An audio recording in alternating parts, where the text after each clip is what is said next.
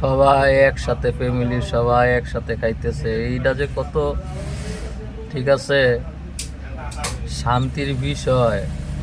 এক জোড়া কুকাটেলের বাচ্চারা সাথে নিয়ে খাইতেছে। যদি নতুন কেউ পালে তারা বুঝতে পারবে এটার ফিলিংসটা কি। আল্লাহর রহমতে দেখেন সবগুলা বাচ্চা মা বাবার সাথে খাওয়া শিখছে এখন। এই যে নিজে নিজে খাইতে শিখতেছে। বোঝা যায় না কে মা কে বাবা। বাবা তাকে চেনা যায়, বাবাটা আলাদা,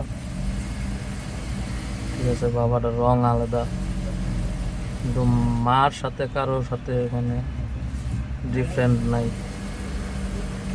মাশাআল্লাহ সব একসাথে খাইতেছে দেখছেন।